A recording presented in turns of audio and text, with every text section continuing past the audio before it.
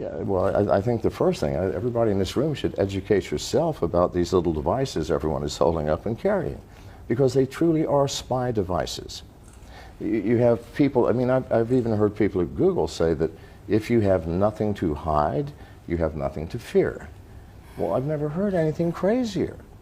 And who among us has nothing to hide? On the corporate level, it's horrific, because the problem is magnified by the number of people within the corporation.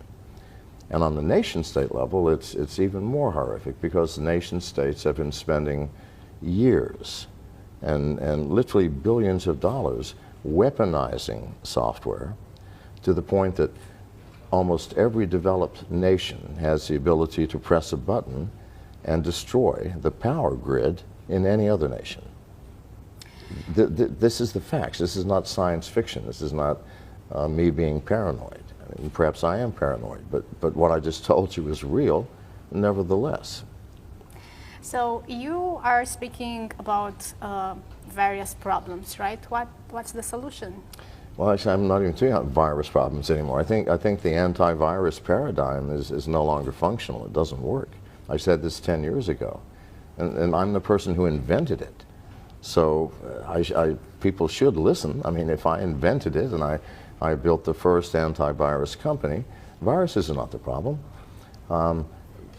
By the time hackers have planted malware in your system, it's way too late.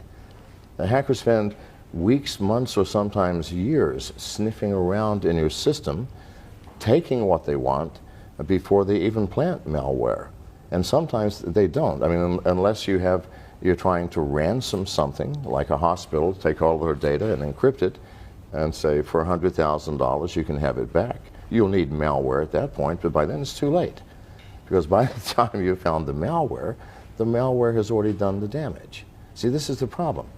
It's a reactive paradigm, and we have to become proactive. How do we do this? Well, from a technological standpoint, you know, I'm personally developing products that focus on identifying the hacker, not the malware. By the time the malware is there, as I said, it's too late. So, but you can find the presence of a hacker in your system so easily. And every hacker has to go through certain steps in order to break into any system and do damage. The first thing they have to do is get through the firewall. After they've gotten through, and all firewalls have holes. It's impossible to build a firewall that can keep out all hackers. It just can't be done. They have to get through the firewall, and then they have to find out where they are. And so what's on this net? So they sniff every device on the network. That's an anomaly. That's behavior which is not normal. I mean, who does that? Nobody. So just a very simple hardware box with very simple software would be able to at least identify that much.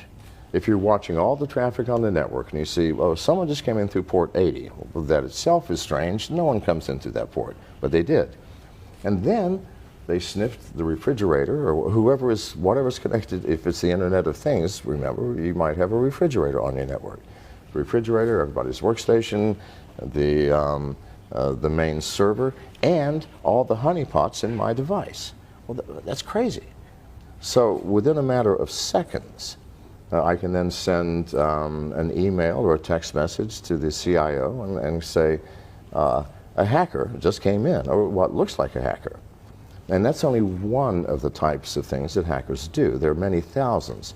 So, you know, and I'm not the only person working on this. There are, you know, others that see the insanity of what we're doing and are doing similar things. So we have a device coming out in just a couple of months called Sentinel that will identify within a matter of seconds. Now, we're not going to do anything about it. That's your job as the CIO or as the network manager. We can say there's a hacker in the system that came in through port 80, this is what they're doing. We will continue to monitor them. But you have to make some decisions as the human being. What do? You could call the authorities. I mean, I wouldn't advise that because your business will be shut down virtually because the authorities will be running around and your employers are going to be watching and no one's going to be working. You might just simply shut down port 80 and forget it. Maybe he'll come in through another port later, we don't know. If so, my box Sentinel will tell you about it. So isn't that more sane?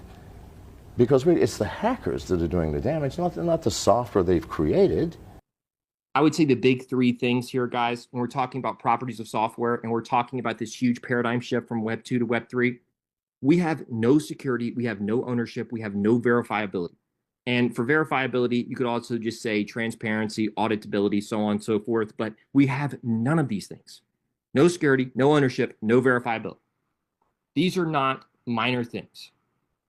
These are moving from a web that has none of these things in place to a web that everything is secure, everything is tied back to the original owner, and it's 100% verifiable. It's such a drastic change that it's just not going to register with most people. It's too much to process. That's such a drastic change in the way the web works and is designed that it's going to require any given person doing their own due diligence. And then they'll start seeing it over time. But when you just tell somebody that, it's going to almost be like it's too good to be true because it's really solving for that many problems. These are not minor things.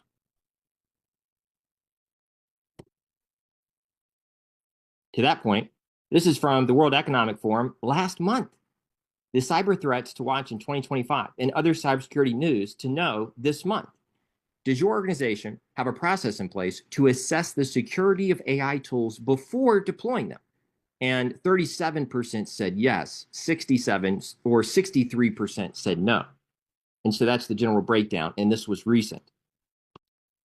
And we're still, I think that it's a very real possibility in the next 12 to 18 months, we might see the US government deem cybercrime a national security threat.